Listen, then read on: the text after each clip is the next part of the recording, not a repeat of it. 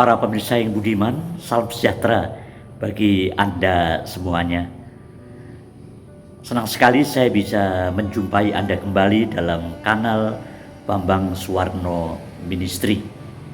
Beberapa waktu yang lalu, saya sempat melihat sebuah video pendek dari Helmi Yahya yang menjelaskan tentang sebuah lukisan karya Leonardo da Vinci yang disebut-sebut sebagai lukisan yang paling mahal di dunia. Lukisan Tuhan Yesus yang dilukis oleh Tuhan Yesus. Kemudian da Vinci, si pelukisnya, itu memberi judul kepada lukisan itu Salvator Mundi, artinya Yesus Juru Selamat dunia.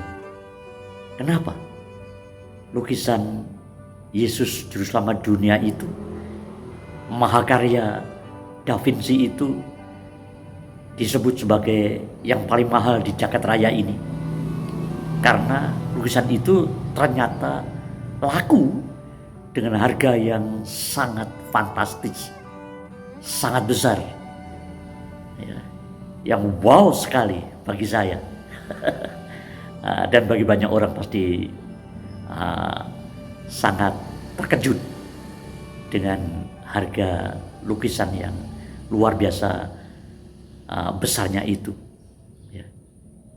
Dan itu laku dijual lukisan itu, saudara, seharga 450 juta US dollar, ya, atau setara dengan 6,4 triliun rupiah. 6,4 triliun rupiah, saudara. Sungguh suatu nilai yang sangat besar untuk sebuah lukisan yang sesungguhnya relatif berukuran kecil saja. Tapi ada yang lebih wow lagi, saudara. Bukan hanya harganya yang wow, yang dianggap paling mahal, tapi si pembelinya ternyata tidak lain dan tidak bukan adalah seorang pangeran dari kerajaan Arab Saudi yang bernama Muhammad bin Salman. Ya. Jadi beliau membeli lukisan itu. Ini sungguh mengejutkan banyak pihak. Ini rekor yang luar biasa, saudara. Tapi video saya kali ini tidak sedang mengulas Leonardo da Vinci dan mahakaryanya, atau juga sang pangeran Arab Saudi Muhammad bin Salman itu. Saya tidak mengulas beliau, ya. Meskipun luar biasa saya mengapresiasi keputusan beliau membeli lukisan yang luar biasa itu, ya. Dia seorang pangeran yang super kaya, tapi sangat toleran dan apresiatif, ya. Tapi sekali lagi saya tidak melalui video ini saya tidak mengulas da Vinci atau pangeran Muhammad bin Salman, ya. Saya hanya akan menjelaskan tentang sosok atau pribadi yang dilukis oleh da Vinci, yang sekarang menjadi milik pangeran Muhammad bin Salman itu, yaitu Yesus Kristus, saudara.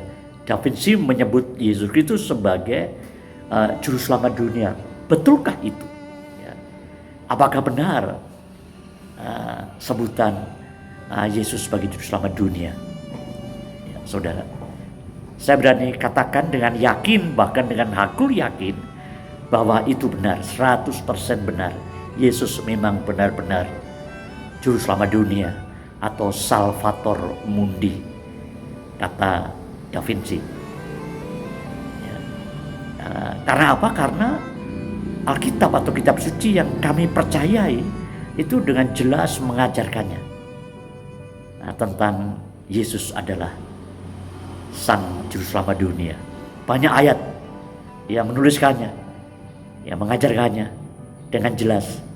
Tapi saya akan menunjukkan pada Anda dalam video ini beberapa ayatnya saja. Yaitu yang pertama, Matius pasal 1 ayat 21. Ya, ini berita dari malaikat kepada Yusuf tentang kelahiran Yesus yang akan dilahirkan oleh Maria itu. Begini beritanya, ya. Ia akan melahirkan anak laki-laki. Matius ya, pasal 1 ayat 21, ia akan melahirkan anak laki-laki dan engkau akan menamakan dia Yesus, ya. Karena dialah yang akan menyelamatkan umatnya dari dosa mereka. Yesuslah sesuai namanya, itu penyelamat, ya. Yesuslah yang menyelamatkan umatnya dari dosa mereka. Ini kata malaikat, utusan Allah, yang diutus Allah sendiri langsung untuk menemui Yusuf, untuk meyakinkan Yusuf supaya Yusuf mau terima Maria sebagai istrinya. Sebelumnya kan dia masih tunangan, ya. Dia pesan malaikat itu, terimalah Maria menjadi istrimu, karena bayi yang akan dilahirkan itu adalah juru selamat umat manusia dari dosa mereka.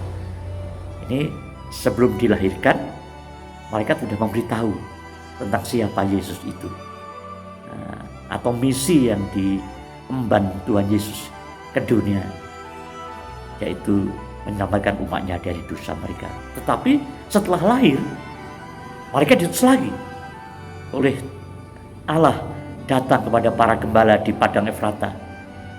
Dia katakan, jangan takut, hari ini aku telah memberitakan kepadamu kesukaan besar untuk segenap bangsa. Tepatnya mari kita buka Lukas pasal 2 ayat 11. Lukas pasal 2 ayat 11, malaikat berkata, hari ini telah lahir bagimu juru selamat, ya, yaitu Kristus Tuhan di kota Daud atau Bethlehem. Sebelum lahir, malaikat menginformasikan pada Yusuf.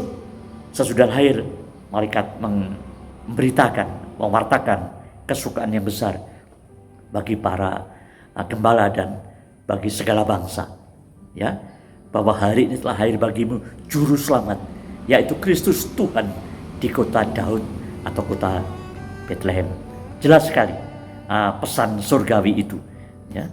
Kemudian mari kita lihat 30 tahun kemudian, setelah lahir 30 tahun kemudian, Tuhan Yesus kan terjun ke tengah masyarakat untuk melayani masyarakat, ya, sebagai menjalankan misinya sebagai sang juru selamat dunia, ya. Kita buka Yohanes pasal 4 ayat 42, ya. Saya akan bacakan. Dan mereka berkata kepada perempuan itu, orang-orang Samaria yang sebelumnya mendapat berita dari perempuan Samaria, mengatakan balik kepada perempuan Samaria itu, kami percaya, tetapi bukan lagi karena apa yang kau katakan, ya, sebab kami sendiri telah mendengar dia, dan kami tahu bahwa dialah Yesuslah, ya, yang ditemuinya itu benar-benar juru selamat dunia. Orang Samaria yang sebelumnya diberi kesaksian oleh perempuan Samaria tentang Yesus yang disebut Kristus, ya, itu setelah ketemu Yesus sendiri, orang Samaria ini lapor balik atau memberi kesaksian balik kepada perempuan Samaria, dia benar-benar juru selamat dunia.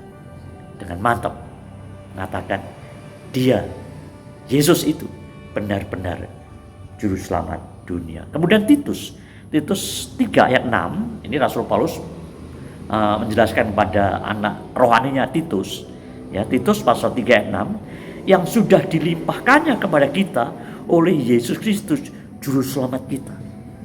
Yesus Kristus juru selamat kita. Paulus dan tegas mengatakan kepada anak rohaninya Titus bahwa Yesus Kristus adalah juru selamat kita, ya. Dan masih banyak lagi ayat dalam Perjanjian Baru, saudara, yang mengajarkan Yesus adalah juru selamat dunia. Tapi itu kan Perjanjian Baru. Apakah Perjanjian Lama juga mengajarkannya? Saya katakan bahwa Perjanjian Lama pun mengajarkannya dengan cukup jelas, ya. Misalnya kalau kita lihat kitab Nabi Yesaya. Karena Nabi Yesaya ini adalah nabi yang paling banyak berbicara tentang juru selamat dunia. Ya. Menurut Yesaya, mari kita buka Yesaya pasal 60 ayat 16. Yesaya pasal 60 ayat 16. Engkau akan mengisap susu bangsa-bangsa dan akan meminum susu kerajaan-kerajaan. Maka engkau akan mengetahui bahwa akulah Tuhan, juru selamatmu dan penebusmu, yang maha kuasa, Allah Yakub. Akulah Tuhan, juru selamatmu. Ya. Tuhan Allah mengatakan, akulah Tuhan, juru selamatmu dan penebusmu, yang maha kuasa, Allah Yakub. Nah, Perjanjian Lama mengajarkan bahwa satu-satunya yang bisa menyelamatkan manusia dari dosa mereka adalah Tuhan Allah sendiri. Ya. Loh, kok beda? Kalau Perjanjian Lama menyebutkan bahwa Allah yang menjadi juru selamat, tapi Perjanjian Baru kok Yesus Kristus yang disebut sebagai juru selamat. Saudara, kok berbeda? Mana yang benar? Saya katakan, saya jawab bahwa dua-duanya benar. Kalau Allah disebut sebagai juru selamat dunia, itu benar, seperti yang diajarkan oleh Perjanjian Lama. Kalau Yesus Kristus adalah juru selamat dunia atau Salvator Mundi, itu juga benar, seperti yang diajarkan dalam Perjanjian Baru. Karena apa? Ya, kelihatannya berbeda, tapi dua-duanya benar. Sesungguhnya tidak berbeda, tidak ada perbedaan. Ya, karena apa? Karena Yesus itu adalah Allah yang menjelma sebagai manusia, berinkarnasi menjadi manusia. Saudara, bukan manusia yang menjadi Allah, tapi Allah yang berinkarnasi menjadi manusia. Yesus Kristus itu adalah Sang Firman. Pada mulanya adalah Firman. Sebelum segala sesuatu ada, Sang Firman sudah ada. Ya. Dan Sang Firman itu adalah Allah. Dan ketika berinkarnasi, Sang Firman berinkarnasi, Sang Firman yang adalah Allah berinkarnasi menjadi manusia. Yesus Kristus atau Sang Firman itu tidak pernah kehilangan kealahannya. Ya. Dia tetap Allah, selamanya Allah. Tapi juga menambah dalam dirinya kodrat manusia. Jadi Yesus itu adalah satu pribadi dengan dua kodrat. Dia berkodrat sebagai Allah, tapi juga punya kodrat sebagai manusia. Ya, dia sepenuhnya Allah dan sepenuhnya manusia. Sang Firman adalah Allah. Sang Firman berinkarnasi Tuhan Yesus. Ya. Nah, Yesus yang adalah Allah itu juga adalah Allah yang menyelamatkan umatnya.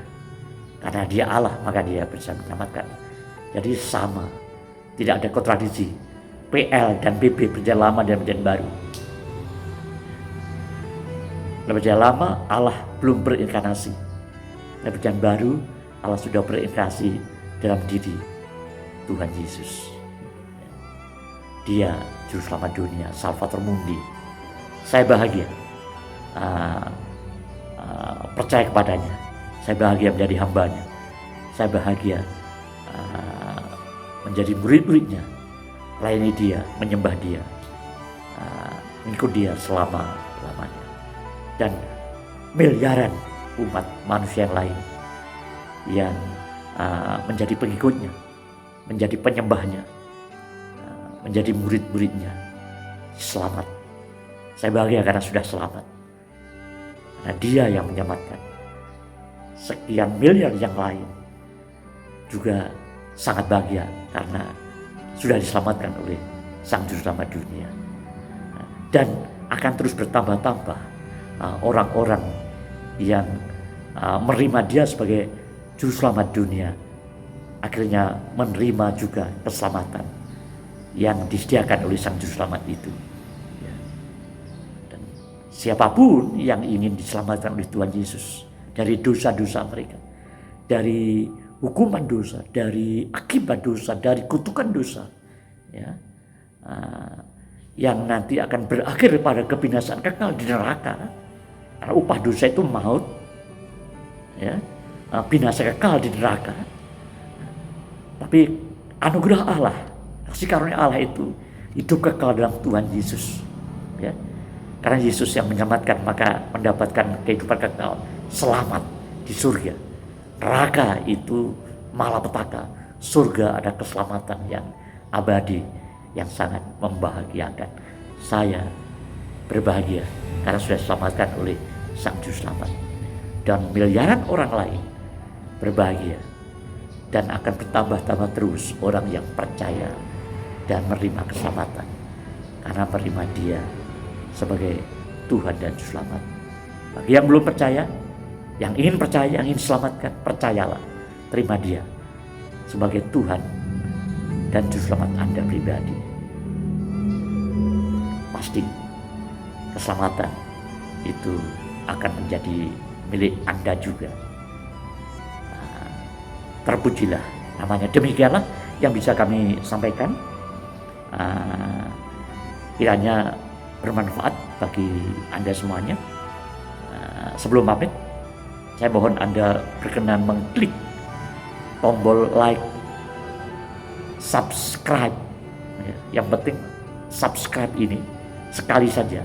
Yang belum mengklik tombol ini, saya mohon penonton video saya yang lainnya mengklik subscribe, like, dan share, dan Anda boleh berkomentar supaya kanal Bambang Suwarno Ministry ini menjadi berkat bagi lebih banyak lagi orang pemirsa yang lainnya. Sekian, terima kasih perhatian saudara. Tuhan Yesus Sang Juru Selamat dunia memberkati saya, memberkati kita semuanya, dan menyampaikan semua orang percaya kepadanya sekarang, besok, sampai selama-lamanya. Amin.